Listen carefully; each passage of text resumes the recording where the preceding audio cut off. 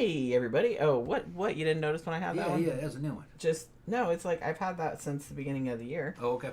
Yeah, remember? I hadn't really been watching the screen. Yeah, well, not very observant, are you? No, I'm just saying that it's like remember I said I made She's new ones. Gotta talk shit. Oh yeah, not observant. Already had fucking comments in here. Man, almost saw this in the theater, but then saw the reviews and fucking glad I did. I actually quite. This movie was great, man. I quite liked it. This movie was fucking great. I picked this movie at random. We were going through through suggestions, just scrolling through Amazon Prime or whatever, and I saw this trailer, and I had a good feeling about it, and I remembered it. I said I saw this trailer in the theater one time when we were watching another movie. I saw this trailer, had Adam Driver in it, and it looked like a good sci-fi type of action adventure. And I could tell that the special effects looked pretty good. The acting looked pretty good. So I was like, okay, let's watch this one. It's called 65. Good thing I did, man. It turns out it's just the same dudes that did Heretic, another excellent movie. Yeah, same writer-director, Scott Beck and Brian Woods. Yeah. They also did A Quiet Place. Yeah. And Haunt, which is also good. Here's the setup, because, spoiler alert.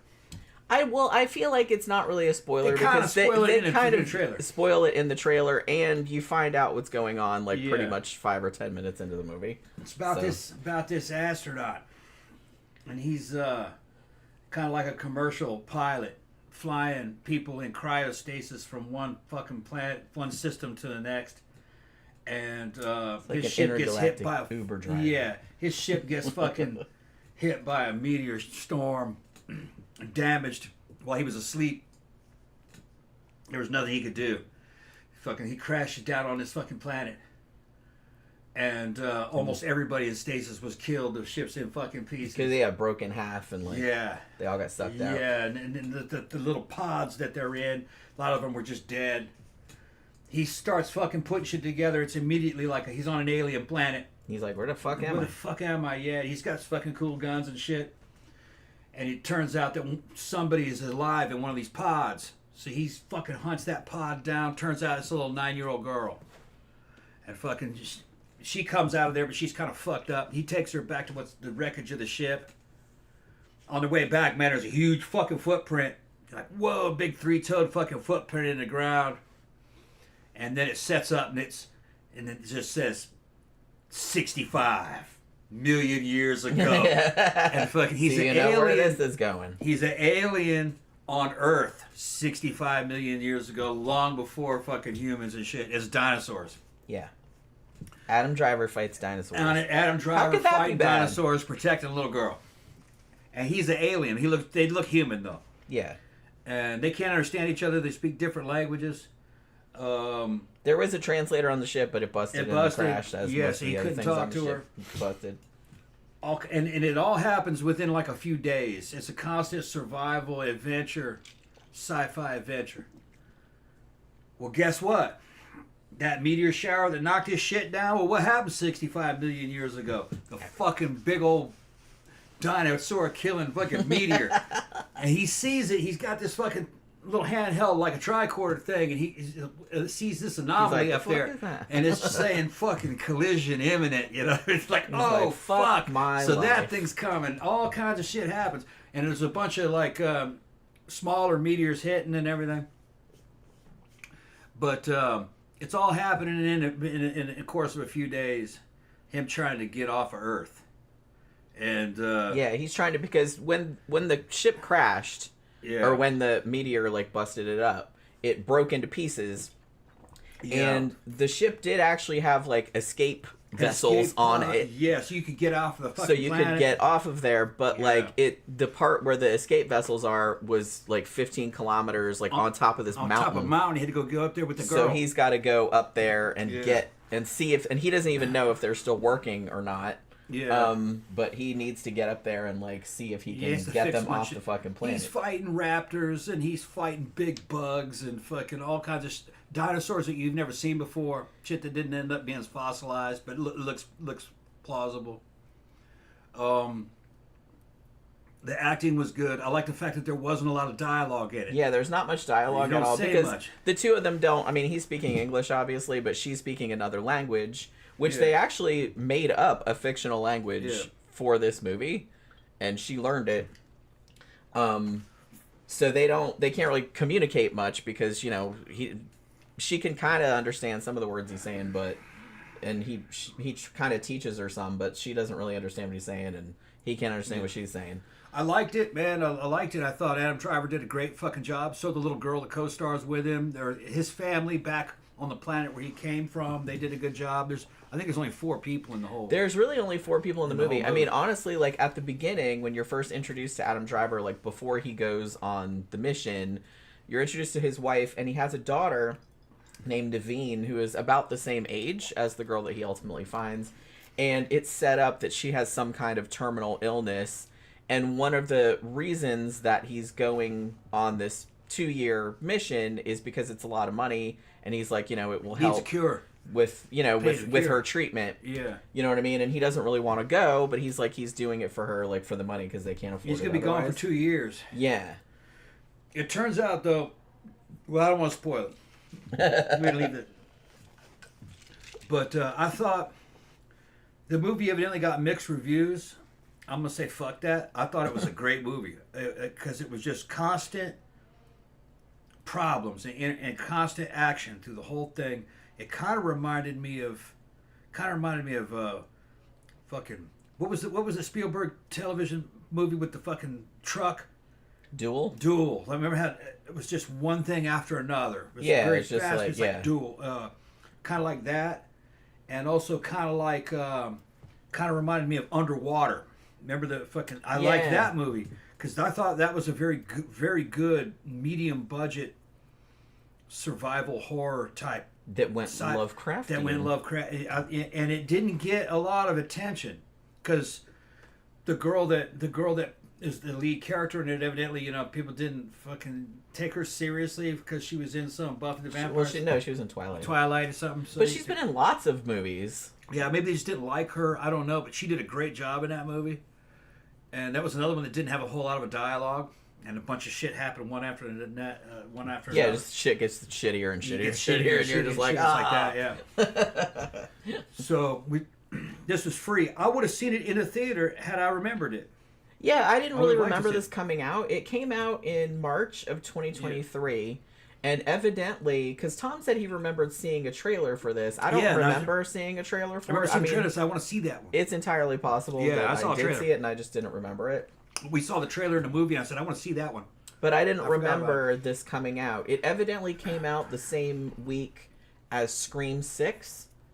And it didn't do great. I think it underperformed a bit, but it did make money. Like, you know what I mean? I think it was in 3rd place or something like that. So it wasn't like it completely tanked. Yeah, well, it didn't tank. It just didn't make as much money as I thought it was. It just didn't make quite as much money. And actually, Hollywood wasn't doing well at that time anyway.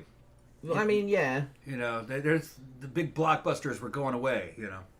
And I don't know, like, what I like about this one, and I think, and Tom likes the types of movies that are, like you said, like, light on dialogue, but just, like, very action heavy. Yeah. Where you're just kind of, it's just a straight up survival narrative. There's not, like, a lot of, you know, monologues. There's not a lot of discussion. There's not a lot of anything. It's show, just, not tell. Yeah, it's basically, like, a dude and a little girl that he's protecting because he sees her as like a surrogate daughter, kind of, that it's like they have to figure out how to get the fuck off this planet, and like every 5 feet there's like dinosaurs or mountains or some problem, you know what I mean? Yeah. Well, he was hopeless at first. He was gonna kill himself. Yeah. He thought that he was a sole survivor and that there was no way off. Yeah, so like at first he was going to kill himself. He was just kind of like, fuck this, because everyone was dead. He was going to check out. And he didn't think there was any way. Like, he's like, look, I'm never getting off this planet. There's fucking creatures in here. He's fighting raptors, like dog-sized raptors and shit. And freaking beating and then big-ass scary ones and like shit ones, like that. And fucking bugs, big bugs and shit. Bugs crawling down people's mouths while they're asleep. I was losing that. It's pretty fucking wild. Getting trapped down inside a fucking cave, not being able to get out. It's like some shit out of that down. Out of the Descent. There's damn cave dinosaurs. Yeah, we're like, and there's one part where they fall into this cave because this big ass dinosaur. I don't know what kind of. It wasn't a T-Rex. It was a something like a. It was something like a T-Rex, but it was four-legged. Yeah. I think in the notes, I thought I had a note that said what it was, because I was like, what kind of dinosaur was that? An Archosaur. Yeah. Archosaur? They didn't do the stereotypical dinosaurs. They did dinosaurs you hadn't seen before, other than raptor-like things. I think they. I mean, I'd have to look. I think somebody. Yeah. I didn't watch it today, but I meant to, and I didn't have time. But like, somebody made a video, like pointing out all of the dinosaurs that were in this movie, because there's a lot of dinosaurs in it. But I think it seemed like they tried to get like period accurate dinosaurs. Okay. You know what I mean? Because I feel. Time. Yeah, because I kind of feel like a lot of times when you see dinosaur movies, especially old ones, they were just like, just put all the dinosaurs. They got a Diamondon even though they were like millions and millions of years apart, like they didn't exist at the same time. A Diamondon fighting a Tyrannosaurus Rex. They're it's like there were millions and millions of years never between around. Those. It's like they weren't around at the same time. And a Diamondon couldn't fight. They just knew what it looked like with the big thing on the back. Big solar powered lizard. I think back then that's all they cared about was like, well, which ones look cool or like recognizable. They didn't really care. And I kind of feel like mostly kids were going to watch them, so it's not like nowadays where everyone's nerds and it's just kind of like, well, actually, those were not, you know what I mean? Those weren't around at the same time. But now you kind of have to be on your shit because people will absolutely be like, well, those dinosaurs were around at the same time. But it did seem like they tried to get it correct, you know. I saw it for free. I think it's not. I think it was on HBO Max. It's on HBO Max or Amazon Prime. You'd probably have to pay a couple bucks to see it on Amazon Prime, probably. Yeah, maybe. I don't think it was free, but I think it was free on HBO Max. I think it was on HBO. And no, well worth watching. I'd own this on Blu-ray. Yeah, it's really weird how this almost seemed like it kind of fell through the cracks. Yeah. And I don't even remember hearing about it. I don't remember, like, you know, admittedly, I'm not super up on sci-fi. I'm more a horror person. So it's like, you know, so usually I'll know most of the horror shit that's coming out. But I don't even remember hearing anything about this one. And I probably never would have watched it if you hadn't been like, hey, that looks pretty good while we were just scrolling through. Yeah. And, and it ended up being really decent. Yeah, it kind of reminded me of... Another thing that it reminded me of was a movie that came out later, the Predator movie. What was that last one? The one with the robot. Yeah, you know what's weird? I was going to say that exact same thing. It had the same vibe as Predator Badlands. It's not. Predator Badlands had more humor in it. Yeah. And this one's not funny. Yeah. Badlands was kind of like, in a way, kind of a ripoff of this, where the Predator ship fucking starts going down and disintegrating as it's re-entering, and he survives and ends up in a hostile place, and then ends up having to protect a female. But then, in that case, it's a droid. But then they kind of work together. Yeah, because once she gets her legs back, she can kick ass too. It's a very similar story. Yeah. But yeah, I was thinking that too, that it's kind of a similar setup. And the planet that they're on in Predator Badlands is, you know, they call it the death planet, like, for a reason, because, like, everything wants to kill you, like, even the grass and shit like that. Like, even all the plants are poisonous or spray darts or whatever. Well, this kind of Earth 65 million years ago is kind of similar. That's what tar pits, quicksand. Yep, there's some tar pit action. Big insects. Big ass insects. Yeah, shit that fucking tries to go down your mouth while you're asleep. Just different sizes of fucking dinosaurs. And that seemed fairly intelligent, some of the dinosaurs. So, you know, which I believe they were. I believe raptors are pretty intelligent. Probably as intelligent as a dog. I mean, they're pack hunters, so I would assume, And shit, crows are nothing to laugh at. They got a good intelligence. So imagine you had something that was smarter than a crow coming after you, and the size of a dog with fucking teeth and claws. You'd be hosed. In a pack, you'd be fucked. But he's got guns and he's got these little futuristic grenades. Yeah, he's got equipment. Yeah, he's got stuff because, like I said, he was in the first, like, the front part of the ship that didn't break all the way up. Like, it seemed like the ass end of the ship. It was a big ship, obviously, because there was, like, lots and lots of people on it. But that kind of fucked up and fell in the mountains and broke into pieces and whatnot.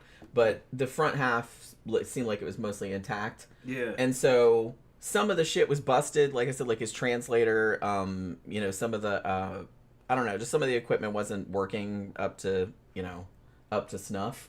Yeah. But he did have some shit. He had like guns, and like you said, he had these little explosive things and shit like that. So he wasn't completely helpless. Yeah, and it's a good Adam Driver movie, and I everything I've seen him in, I liked it. He was in a zombie movie that I saw.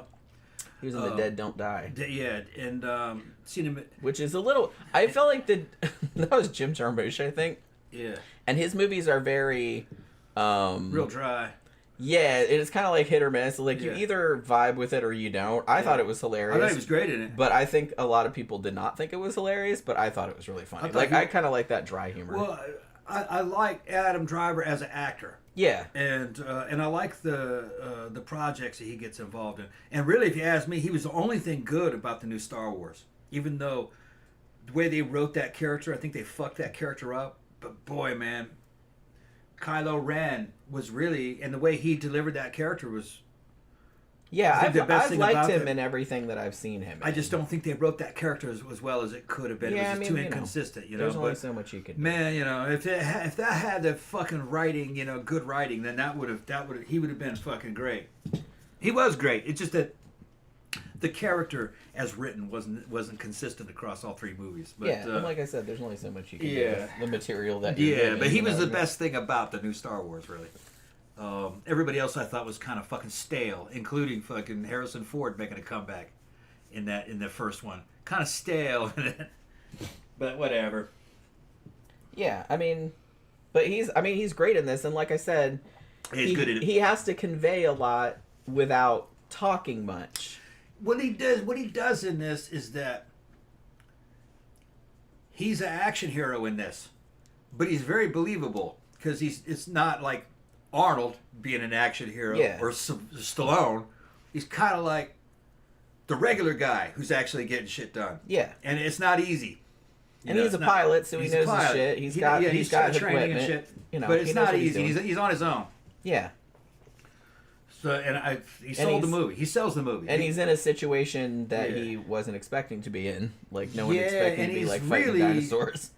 And he's really kind of fucked up about what happened to his daughter. Yeah. So he really didn't have the motivation to make it through it. Yeah.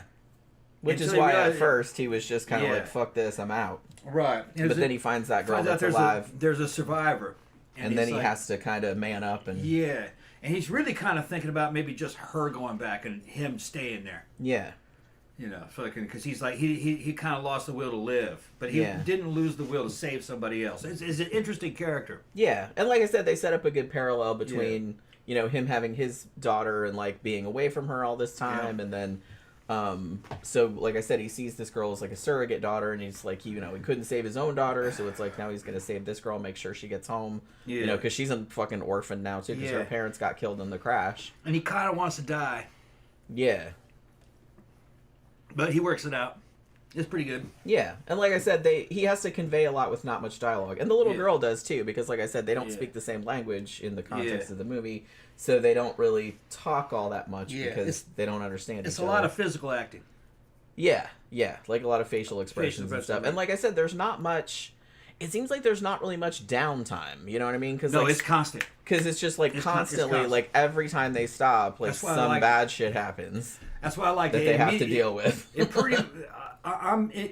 you don't draw me in the first couple minutes, I'm probably not ever going to like this movie. They draw me in, it drew me in instantly, and I stayed with it, interested to see what was going to happen next. And it's just good writing, Yeah. Good writing, good blocking, good edit. Kind of like with Fury Road, which just not a lot of dialogue. It doesn't need it. It's just the edit and fucking what's happening. You know what? I wonder nowadays if anybody has done film school recently. I'm kind of wondering if they now use Mad Max Fury Road as like the shining example of show don't tell. It's like, this is what we mean when we say show don't tell. That movie. David says looking good. Thank you, David. Thank you very much. David Brown says, review suggestion, Midnight Offerings, 1981. An ABC TV movie with Melissa Sue Anderson of Little House on the Prairie, nice, as an evil witch, fantastic, and Mary McDonough of The Waltons as a good witch. Yeah. Now, see, I'm all about the witch movies. That sounds kind of familiar. I might have seen that one a long time ago, but I definitely wrote it down. If you saw, I did a review of Curse of the Black Widow from 1977, the Dan Curtis movie, and I put that up the other day, so it's on here somewhere. Smugside said, my buddy is a massive animal and dinosaur nerd. He saw this movie on a flight, and he told me it was the most movie that ever existed. Yeah. Needless to say, he went into a full-blown rant about it. People are saying that they're just seeing the trailers and it looks good. Yeah, it is an excellent movie.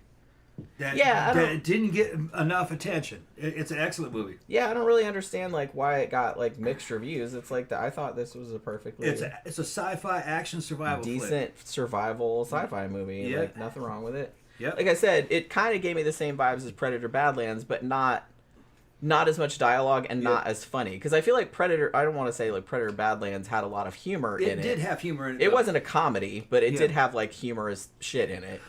This one really didn't. This one was real serious. I gotta hand it to Disney because Disney fucks things up. They didn't fuck Badlands up.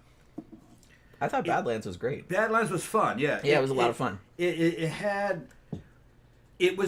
was for a mixed audience. It had some stuff that you say might appeal to kids. But it wasn't so bad that it threw an adult out of it. And it was pretty gory. I mean, and most of the violent. people getting torn apart were androids, but still, I mean, it was still pretty. Gnarly. That and the way the Yauta treated each other. Yeah, they're culling out the fucking runts and shit like that, So yeah, they didn't really sugarcoat. Anything. It was pretty hard. Now the baby monster was kind of like the comedic relief. The Godzuki. But the Minya of the movie. But it didn't go so Minya. Yeah. it was still kind of credible. Yeah. You're like, okay. Because at first, when we saw it in the theater, and I was just kind of like, oh no, it's a Minya moment. Yeah. But no, it turned out. It's okay. It turned out to be okay. Yeah. and I liked the android, the synth. She was, specially programmed to be emotional so they could understand the way animals acted and shit. You know what I mean? Some people didn't like that, but that was her particular program. And her sister fucking turned on her, which I thought that was cool. And then then Badlands set up the next movie, which would have been kind of like a team. The Yauta, the synth, and that fucking monster. Yeah. What was it called? The Calexico. The Calexico, yeah. And that would be a cool fucking movie with that. Yeah, that might be the next one, I don't know. Yeah. I mean, that's what they were setting up. I don't know if they just set up the end like as kind of like a joke or that was like a sequel hook. Yeah. But the thing about it is that had the android been like an android, like completely emotionless, it would have been as fun. Then the dynamic wouldn't have worked. Yeah. They had to have some reason like why...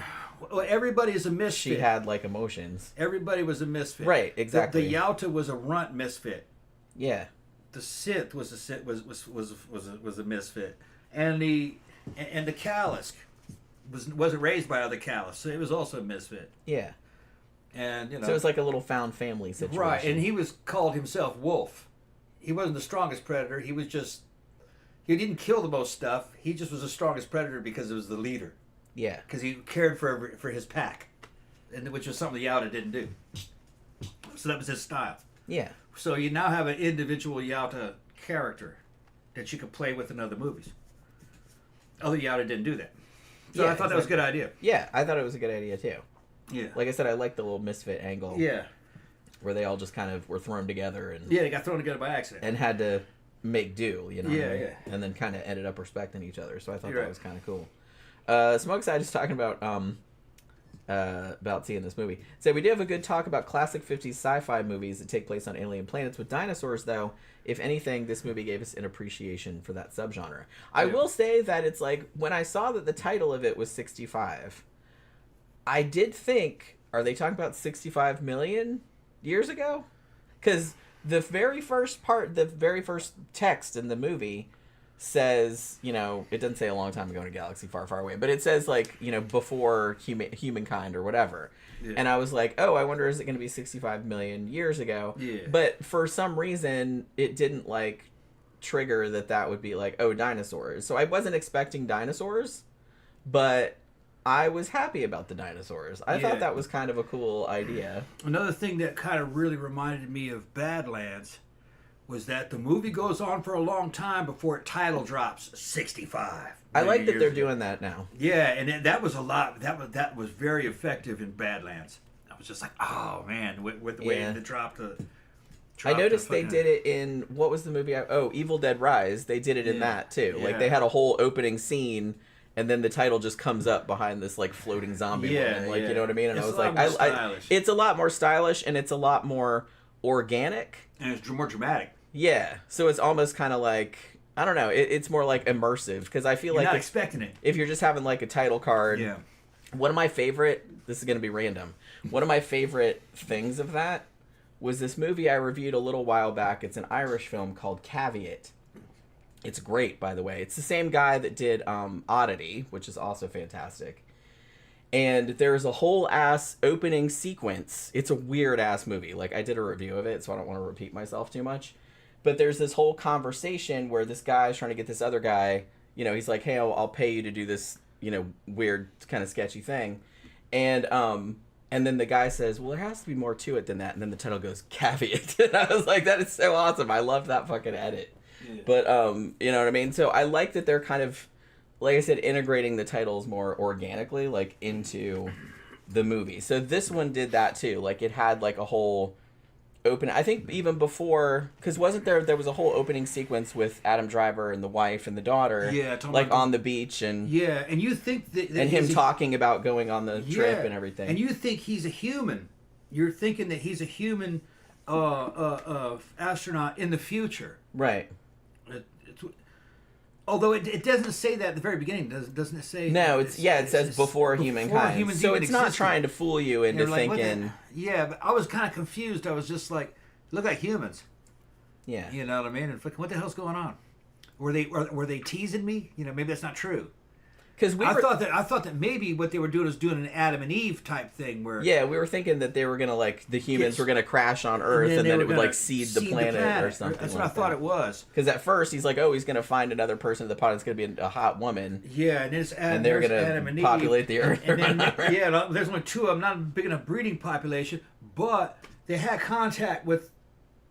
They could get contact with the people they can't. Maybe they'd bring more later. Right. Yeah. So you know what I mean. So that's how we were thinking it was going to go. That's how I thought it was going to go. Yeah. But then when he finds the pod and it's a little girl, I was like, okay, well, I hope it's not going in that direction. Yeah. That would be fucked up. Well, then it says 65 million years. Right. So then you're like, oh, okay. So they laid it on Earth. Time for humans. So they laid it. Yeah. And there's no way that would work out. So I was like, okay, so they just crash landed here. And there's dinosaurs. Yeah, they're trying to get the So we're going a dinosaur direction. I was like, all right, I'm rolling with that. There's like a lot of sci-fi that had dinosaurs in it. Yeah. You know? And it also didn't overplay the dinosaur angle. It wasn't like Jurassic Park where the dinosaurs were the fucking main reason why you're watching this movie, this dinosaur fest. There's dinosaurs in it, but there's a lot of other shit that's in it too. Yeah, there's just kind of like... Yeah, big dinosaurs are kind of rare in this movie. You know, fucking, you see maybe 3 or 4, 5 maybe. Well, no, there may be 3 or 4 scenes with them, but the rest of it is smaller stuff. Yeah. Which that would have been much more common. Little raptor things and fucking insects and other problems. Tar pits. Yeah, and like I said, just... quicksand. And like, you know, going down into caves, can't get out. Shit like that. Yeah, so like nature kicking your ass also, not just... raining all the time. Yeah, like not just the dinosaurs. Which I thought was good, like, because you don't want to overdo it. You want to overdo the dinosaur thing. And honestly, I think that last sequence where they were, you know, trying to get in the escape thing, and those big fucking dinosaurs attacked, I thought that was really well done. I was like, that would be, oh my god, I would shit a brick if that fucking happened. And then, that was like, it was really scary. I thought it was really scary. Yeah, and then you're like probably 2/3 of the way through it, and all of a sudden he's looking up, and what the fuck is that? You know what I mean? He could see it with his naked eye, and he fucking puts up his little tricorder thing that shows him a holographic image of what, and it's that big ass fucking asteroid coming. Yeah, that one that crashed off the saying fucking impact imminent. Fucking collision like course imminent. 12 hours. Fucking, you know what I mean? And you have 12 hours to get the fuck off this planet. And even before that thing's hitting, all of a sudden these shooting stars and shit actually hitting. Yeah, because it was a whole. Because it was in it wasn't by itself. It was in a fucking field. It was in a whole Which fucking meteor field, asteroid field coming. And that's what his ship got caught up in. So which you don't realize at first. Yeah. That it's like the asteroid that his... Because they even say, like... Because he was kind of sleeping. It was on autopilot. Yeah. And the asteroid field was not charted. No, it wasn't charted. It was moving. Yeah. So, and it moved in his course. And it was also... The Earth was in his course. But the Earth was obviously... Nobody knew anything about it. They didn't know anything about Earth. Yeah. Right. So they didn't know what this planet was. So like when he crashed on it, he's like, the fuck am I? And she's like, fuck if I know. You know what I mean? Yeah. And the same meters he hit were just right behind him for a few hours. Yeah. He'd only been there maybe a day or two. Yeah, I think it's only like 2 or 3 days it takes place over. And then all of a sudden they started showing up, all the meteors. Yeah. I thought it was a well done movie, man.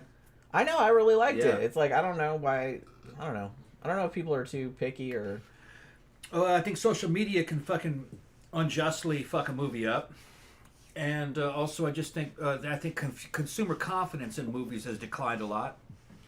They don't want to spend all the money to go see it in a theater when they say, well, eventually I'll just fucking watch it at home. I understand that. It is expensive. Like, we don't go to the movies that much. Just, I mean, we can afford it. It's just a long drive, and it's like, it kind of takes all day, like, because it's like a fucking 40-minute drive to get there, and 40 minutes The back. good ones do get through. I just don't know if it's enough to keep theaters going. I mean, like Sinners fucking knocked it out of the park. Yeah, that made fucking, there's a lot of movies that sometimes just really hit, Other ones hit okay, but they're memorable. Like The Substance, really like that one.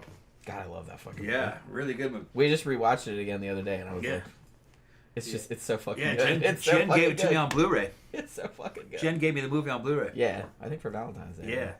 Or Christmas. And that's a fun movie to watch, man. It's very rewatchable. Oh, yeah. It's really, really good. If you haven't seen The Substance, please fucking see it.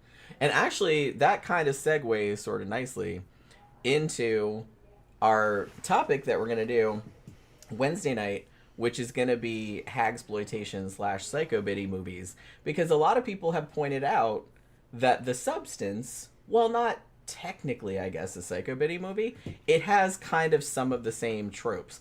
I would argue that probably X, the T West movie, Ty West, is it T or Ty? I don't know. With Mia Goth in it, where the old lady was the killer. Spoiler alert. That's kind of more a modern take on it. But yeah, I see The Substance brought up a lot in kind of discussions about modern day psycho-biddy movies. If you don't know what hagsploitation or psycho-biddy is, it's basically all the movies that ripped off Whatever Happened to Baby Jane. So, and it was a whole rich subgenre, and it's super fun. And I've been like watching some of them like over the last few days. So I think it'll be. Did we lose connection? Like a fun show. Connection. You lost your connection? Yeah. I don't think I did. It's back. Okay. Oracle said The Substance is about the fear of becoming the biddy. Yeah. Yeah, I mean, pretty much. Yeah. So I think it does definitely have aspects of psycho-biddy. Even though that woman is gorgeous. Yeah. She's 60-something years old. She's fucking gorgeous. I was laughing, too, because I was watching some documentaries and stuff about hagsploitation, and a lot of the, over-the-hill actresses that were in those psycho-biddy movies were, like, in their 40s. Yeah. They were, like, way younger, and, like, they just made them look older and crazy, and, like, they frumped them all out. Shelley Winters. We watched one of them that had Shelley Winters in it. What was the name of that one again? What was Shelley Winters? What's the matter with Helen? What's the matter? Yeah. Yeah, we watched that one. She was only last night. She was like only 50, just turned 50. Yeah. So younger than Jen. Yeah, which is crazy. She does kind of look like an old woman until you look at certain shots of her. We were watching movies. She looks young as hell though, right there. She just looks fat. Yeah, I mean, yeah. She was kind of your go-to if you wanted like a frumpy lady. If you want a frumpy chick, but. Poor Shelley Winters, you go back and you look at her. We were researching her while we were watching the show. She was hot. Yeah, she was super hot. When she was in her 20s and 30s, she was very hot. She just, women back then, plumping out, that was just kind of expected that would happen. They didn't know anything about physical fitness. They didn't fucking run or work out. Jog. What the hell's that? They didn't do that. They just ate cake and ate normally. And fucking, you got fat. Well, that's what happens. You have some kids and you get fat. That was just, they just were resigned to it because they just expected the human body to fuck up. And I guess a lot of people do. They just accept it. But you don't have to do that. I mean, you can at least fight it to a degree. Yeah, hormones, fucking steroids, working out, fucking drugs, plastic surgery, fucking, little nips and tucks and shit like that. No, you can look fucking smoking hot. David Brown. Look at Demi Moore. Yeah. She's in her 60s. She's smoking hot. Does she look young? No. She's still hot, though. Yeah. That's the thing. I think standard, basic bitch culture across the earth equates young and hot as the same thing, which that's usually what it is. But there's an older hot, too. And then look at some of the porn stars, in their fucking 50s and 60s, still hot. Because that's their job. So just as you can maintain, but it takes will. David Brown says, "Whatever Happened to Aunt Alice" is my favorite Hagsploitation movie. And coincidentally, I just watched that about 2 hours ago. Yeah. I watched it for free on Daily Motion. Some of the other ones, you can rent them for like $3.99 or something. What's the Matter with Helen, which has Shelley Winters and Debbie Reynolds, that was free on YouTube, and we watched that last night. But I agree, like, Whatever Happened to Aunt Alice was Bruce Gordon's in that, and Geraldine Page, and yeah, that was great. I liked that a lot. I'll watch anything with Ruth Gordon in it. She's fucking awesome. Yeah, and then Who Slew Andy Rue? I did a review of that a couple Christmases ago. That's a Hagsploitation that also has Shelley Winters, and it's also a Christmas movie. It's kind of slightly based on Hansel and Gretel a little bit. But yeah, that one's fun too. But yeah. Smokeside said Bring Her Back was also heavily inspired by Psycho Biddy films, so I definitely count it as a modern one. Oh yeah, I never thought of that. But yeah, you're right. Man, what a great fucking movie that was. That was my favorite horror movie of last year. That was fantastic. I really liked Bring Her Back a lot. But yeah, I don't know if I would consider... I guess she's old enough to be a Psycho Biddy. Because usually I think... I don't know. Maybe we'll save it for the show, because I don't want to use up all the material. But yeah, now that you mentioned Bring Her Back, even though that woman's not that old, but like you said, a lot of the Psycho Biddies in those movies weren't that old either. Not by today's standards. They was just old by Hollywood standards. Yeah. They were over the hill when they were in their 40s or 50s, because they weren't getting work anymore. Hollywood actress was supposed to be thrown away at about 26, 27. She was washed up. She was replaced by a 19-year-old. Yeah, because there was just a lot of them. So that's just the way the silver screen was, and back in the day. Now there was some of them that broke the mold. Fucking Mae West. She got famous when she was nearly 40, and she was a sex symbol the whole way. Wasn't she almost 40? I think when she got famous. Yeah. Yeah, we did a show about her. Yeah, and she wasn't skinny. She was what you would call thick today. Yeah. And hot, but a lot of it had to do with her sense of humor. And her power. Yeah, I think because she was funny. She was funny, and she super fucking smart. Yeah, and she had a lot of female power. Gangster girl power, basically. Just told the truth and admitted it. Yeah, and it worked. Told the truth and made sexual innuendos, objectifying men. Yeah. Okay. Hey, they're like, hey, turnabout's fair play. Yeah. And evidently the audience of that day saw that and was like, yeah, that's right. Okay. Why not? Yeah. Yeah, Peter Bohr said Bring Her Back was great. I agree. I really want to watch that movie again. It was fantastic. Oh, and Smokeside said, M. Night Shyamalan's The Visit. Yeah. That's also technically Hagsploitation. Yeah. I guess I was watching this video earlier, and she was making a list of some of the Hagsploitation movies that she liked. And she was 21, but she was way into really old movies, and she knew her shit. And it was really pretty awesome. And she had actually put How Awful About Alan on there with Anthony Perkins. And she's like, I know this is technically not Hagsploitation because it's a man, but it has some of the same. And she's like, is there... She's like, what is geezer exploitation or psycho geezer or psycho coot or something like that? She's like, maybe this should be an honorary one. But yeah, so I do kind of feel like the M. Night Shyamalan movie, which I actually did not expect to like. I did a review of it sometime months ago. I didn't expect to like it, but I kept seeing it turn up on lists at surprisingly good movies. because M. Night Shyamalan, he's kind of hit or miss.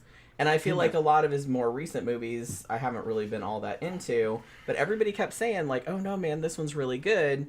And so finally I watched him like, "Wow, that was really good." I could have done without that scene with the adult diaper because that just made me throw up in my mouth. Shyamalan's fucking his best work. But Shyamalan's best work is his fucking superhero universe. Yeah, that's his best shit, man. I think there's like 4 of those movies. Because I think there's 3 officially. Yeah. But I include the fucking I See Dead People into that too. That would fit right in there. That's another superpower. Sixth Sense. Sixth Sense. Sixth Sense. It would also That'd be funny if right it was in just there. called I See Dead People. Yeah. I See Dead People. That's what I'm calling that I shit. See Dead People movie. I See Dead. Sixth Sense. Everybody knows what you mean. Because that would have been Shyamalan's fucking version of fucking Doctor Strange or something. True. Would be that kid. I like that movie. I like Sixth Sense. That's still my favorite movie of his. Yeah. But I'm gonna say The Visit was actually much better than I was expecting. Yeah. And it's technically found footage, but not in an annoying way. Yeah. David Brown says, would X qualify as a hacksploitation? Yes. Absolutely it would, because the antagonist is a crazy, murderous old lady. So yes. Yeah. Who used to be hot shit back in the day, which is kind of one of the hallmarks. Yeah, Peter Bohr said The Visit is one of M. Night's better. That's what I thought. Like I said, I was not expecting to like it at all. He can do good but shit. I got surprisingly into it. It has a twist, yeah, but it wasn't as crazy a twist as he would usually do, where you're just like, come on, man. Yeah. Like, actually, this one, the twist, I didn't guess it. I'm stupid, I guess. But it's just, so when it happened, I was like, oh, shit. You know what I mean? Like, and it was good. It was a good twist. I liked all his superhero, supervillain shit. Fucking, he's really good at that. I thought, if you ask me, artistically, rivaling anything Marvel could come up with. Because Marvel's doing it like it's in the comic books, kind of. M. Night Shyamalan's doing it as like, well, what if it was real? Yeah, like Mark What would it did. really look like? Yeah. That's what it would look like Glass or fucking Unbreakable, and the other one Split. Yeah, and there was another one that before Split, right? With that guy in it. No, I get them confused. No, I thought there was 2 of them with that guy in it. Yeah, but Split was mostly about him. Yeah, Split. And then Glass had him in it too. Had him in it too. That's right. But like Split was like his origin story or his character movie. Yeah. And then he was in Glass, but there was other. And like I said, and I personally also throw the other one in it too, because that would also work in it. The I See Dead People. I'm gonna call it I See Dead People. I See Dead People. Rated R. What was that fucking shit again? The Sixth Sense. Yeah, Sixth Sense. That was the first movie I'd seen by him. That was the first movie he did. Yeah, I saw it in the theater, and it was I did too. It was excellent, and it was like a huge hit. Yeah, huge hit. And good work was done in that. Yeah, that's a great movie. Yeah, that everybody was talking about that shit when it came out. Everybody. Yeah. Like that twist and everything. Even though it's not that original a twist, really. Like there have been other movies that did that, like before and since. It was just really well done. Just like, the way they did it. Yeah. Some of the other stuff that he did is like Signs. He did Signs too. Yeah. Yeah. It was like. It was all right. Yeah. It's just kind of. I'm not super into like alien invasion movies. Just. And that whole thing about them being like water killed them or whatever. I'm like, that is the lamest shit ever. Just Come ridiculous. on. See, that's what I mean. Like the kind of twists that I'm talking about. It's like you'd think they would research a planet a little bit, like before they come here. Oh, well, 3/4 of the planet is this thing that we're allergic to. Yeah, it's like the hydrogen's one of the most common. This is the most common element in the fucking universe. Yeah. You know. It's like where the hell did these aliens evolve? Yeah. Stars are made of hydrogen. Yeah. DVD Dragon says Zoomers call dating anyone over 30 when they're in their 20s hag maxing. Zoomers, yeah. Zoomers are fucking That's funny. That's pretty fucking funny, actually. I'm studying Zoomers. That's hilarious. Past couple months, I've been deep into Zoomerology. That would be a good band name, actually. Zoomers, in some ways, are almost kind of like a reincarnation of Boomers, though. There's a lot of Boomer thinking in them. I think they're going to end up being like Boomers. We'll see. We'll be dead before they get that old. So you know, like boomers. Yeah. I mean, they're sexually conservative. I mean, come on. True. You know, oh, your body count's too high. You've been with 3 people. You know what the fuck are you talking about? They don't drink, they don't smoke, they don't have sex, and they're afraid of motorcycles. They're just not my people, really. You know. And they don't go to clubs. I mean, we know some that do. You know some, but yeah, they're not real good at it yet either, though. They're too uptight. They're too uptight. They don't drink enough. They're still, yeah, they don't drink enough. You need to drink more. But Gen X fucking drinks and fucking dry humps each other. I mean, fucking, yeah. We need to drink, man. We need to deal with We probably this. embarrass the shit out of them. The Zoomers are probably like, oh, it's like your parents looking, you know. It's probably I imagine, yeah. It's probably what it's like. Even though we don't have kids, so it's like we don't have any children to be embarrassed by us, but I'm sure they would be. Yeah. I'm sure other people's grown children are embarrassed. Yeah. That's okay. I don't give a fuck. But I'm proud to be Gen X, bro. Yeah, Ancient Discovery said Who Slew Auntie Roo was one of my favorites. Yeah, that was a really fun movie. Like I said, I reviewed that one. So when we do the show, I don't know, I just kind of wanted to talk about like the background of it and like talk about some examples, and I don't know, I think it'll just be like a fun time. And like I said, they're still kind of making movies that have that influence nowadays, like X or The Substance a little bit, or like Bring Her Back. So you know they're still doing it. Peter Boyle in there's laughing at me because I'm calling it I See Dead People. The reason why I'm calling it I See Dead People is because I don't know how old you are.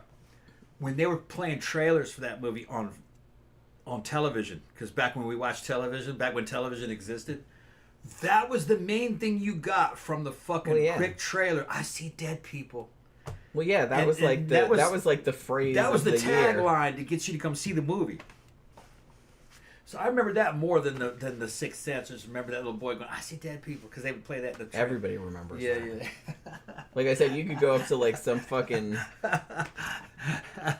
somebody that grew up in the middle of nowhere and say, "I see dead people," and they'd be like, "Oh, Sixth Sense." Yeah, but that was them closing that movie though. That's how they closed it on television. I see dead people. Yeah. Rated R or PG probably, but I mean it worked. Everybody. Yeah, went. yeah. That movie, and I remember this because I wrote about another movie that came out at the same time. But that movie was the second highest grossing movie of that year, after Phantom Menace. Fun fact. Yeah. That made a fucking fuck ton of money.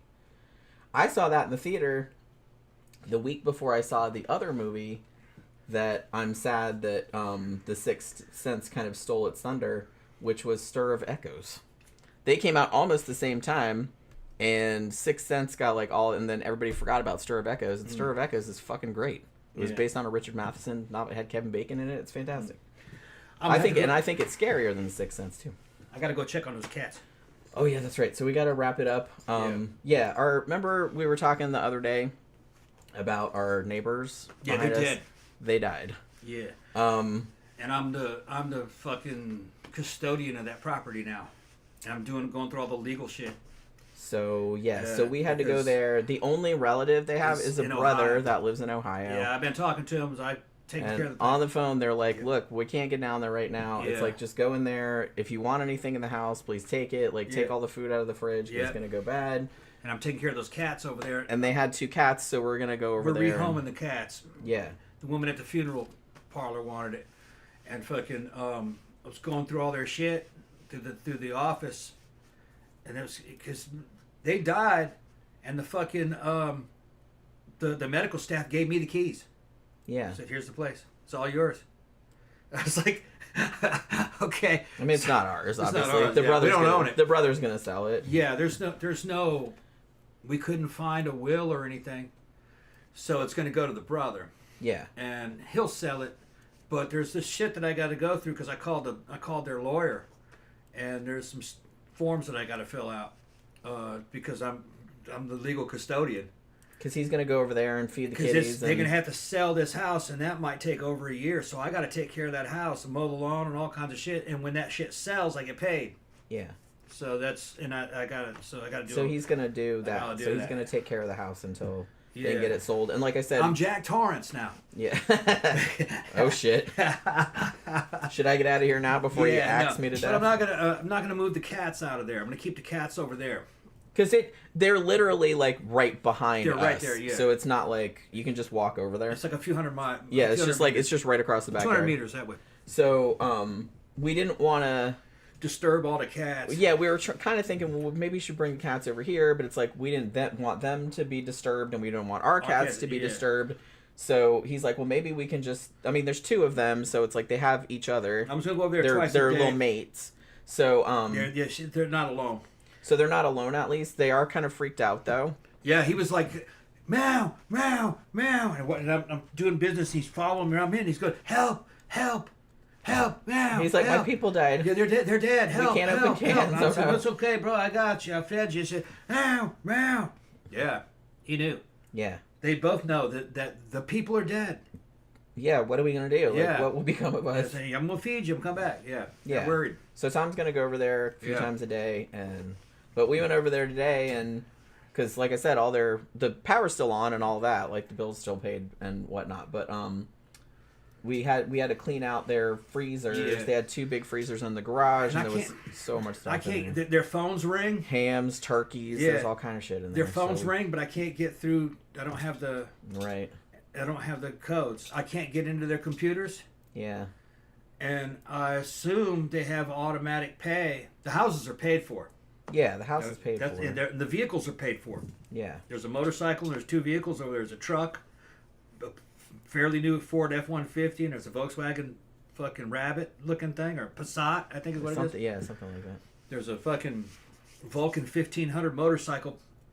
He took part of it apart. I don't know what's wrong with it, but I probably end up with a lot of this because they'll probably trade off shit during the sale of all this stuff. But I forgot what I was going to get at. I'm going to take care of these cats. Yeah, until there is a lady that's going to adopt them. Yeah, that might take a couple days. But until she gets down here, like a couple days, like we're going to take a couple days. Just go over there a few times a day and feed them. Right, and make sure that they're taken care of. But I think what's happening is I think the utilities, like the electricity, is coming right out of their bank account. Yeah, probably. I think it's automatically paid because I don't see any paper bills laying around in his office for any of this shit. And we had to get all the fucking food out of the freezers. I got most of it out of there in case power does eventually get cut off. That'll be a while. Because there was so much food in there. There's so like I said, hams, turkeys, the piles of bacon, whole turkeys, chickens, steaks, everything. A whole bunch of New York strips. 2 liters, fucking about a lot of 1 liters of fucking. There's a lot of food in there that's got to come out. Yeah. Some of it was I fucking had a gallon of milk in there, and it was long term because they were sick for weeks. Yeah. In there. Died. Yeah, she died like a few days ago, and then he died a couple days later. Like last night or the night before. He died on purpose, though. He refused treatment. They figured that was probably going to happen. Yeah, he wanted to go. So, but they didn't handle any of their business. They told people that they did, but they didn't. Yeah. We were like, well, who's the executor of the estate? We called around. There is no executor of the estate. Yeah. Couldn't find any will. Yeah. And I heard her tell the nurse that I've already made my final arrangements. I've already made my will. We can't find this thing. She didn't give any instructions. There wasn't an attorney. And this is a fucking $700,000 house. This is a mansion. It's nice. It's fucking nice. Okay. It's bigger than this house. Yeah, and it's just behind ours. It's just 1 story. Ours is 2, but it was laid out. He's got a really nice fucking grill out there. I'll probably take his grill because I know his brother's not gonna want it. And when they go to auction that house, everything's pretty much got to be out of there. Yeah, that's part of my job. Is probably depending on how he's gonna handle it. Yeah, we're not sure to get rid of all this shit. Gonna go. But yeah, there's a lot of stuff in there. Because he can't be here for the sale, and it's got to go through. Yeah, he doesn't live here, and he's old too. Yeah, he's also old. So and he's 76. So that house has got to go on market. Yeah. And it can't be fully furnished. It probably could be. Maybe we can look into that. I mean, you could sell it as is. The furniture's retro. It's nice though. Everything's in very good condition. Yeah, everything. It's in good shape. It's not like neglected. You could just move into it if you wanted to. It's ready. He's got an awesome garage, huge air compressors, fucking welding arc. He's got fucking arc welders and TIG welders and fucking crazy. Yeah, he got a really nice garage in there. David Brown says Tommy can go into safe mode and reset their passwords on their computers. Oh yeah, I forgot about that. See, here's the problem. I'm not the next of kin. And I don't want to get involved in any of that kind of shit. I'm going to do what that lawyer told me to do. Yeah. I'm going to fill out that fucking paperwork and shit and become custodian. All right? And that way I can get paid for all this. Yeah. And when they sell That's all that shit. That's what they told him to do. I'm going to let the next of kin handle all that. Yeah. I mean, I don't want to be digging around into a bank account that's actually his. Yeah. Because I'm not the executor. Right. Oracle said, when we were talking about cats knowing that they're human side, so when we had to say goodbye to our cat Smoke, we took the towel he died on to his litter mate Ash, and Ash absolutely buried his face on it. That towel was his whoopee for months. Really? Yeah, animals are not dumb. They also know when somebody dies. They knew that those people were dying. You could smell it. You remember when your stepdad died? Yeah. His cat knew that he was dead. Like, he was acting real weird, his cat was. Yeah, and that cat... We took his cat. That cat gave up the ghost. He lived another year later, and he never really recovered. We had to put him down. Yeah. He was in real bad shape anyway, super fat. I mean, he had been busted up. And he was real old, too. And he had been busted up from a dog attack that he never really covered for. One of his eyes was fucking cotton, glazed, all fucked up. He was kind of mean. He was kind of... Although, weirdly, he would let...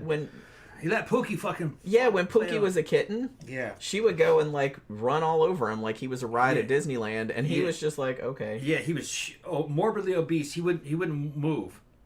Because he broke his arms and legs during that dog attack, and my stepdad got him after he had kind of healed up wrong. Fucking the people that owned him before were kind of like rockheads, you know. Yeah, they didn't really take care of him. So that cat was kind of like an invalid cat. My stepdad was taking care of. When he died, fucking we ended up with it. Yeah. And about a year later, we had to put him down. He started becoming incontinent. And it was just like, I can't, you know. He was at the end of his rope anyway. He was old. Yeah, he was really old. And he spent most of his time living underneath the damn bed. Yeah. So he didn't live a good life to begin with. I felt sorry for the cat. I did too. I would have put that cat down right after that attack. Probably. Because he was so fucked up. Yeah. And, I mean, he lived a long time after that. But... Yeah, but he didn't live the life of a normal cat. Yeah, true. But I did think it was funny that, like, Pookie would just, when she was little, she would just, like, run and, like, jump all over him. He seemed to enjoy the attention. Yeah, and, like, she'd bite his ear and, like, you know, jump on his stomach and stuff like that. And he'd be all there looking at me like, okay. Yeah. What is this little miscreant up to? All right, let me go over there and go check on his cat. All right, so we are going to wrap it up for this evening. Thank you very much for hanging out with us. As I said, on Wednesday night, we'll be doing a show about hagsploitation horror, which should be a really fun show, especially after all the bummer ones we've done like the last couple weeks. So yeah, so we're going to be talking about all kind of movies in that genre, and it'll be a good time. So hopefully you guys can join us for that. Have a good rest of your evening, you guys. Have a good day tomorrow, and we will see you guys again on Wednesday night. Good night.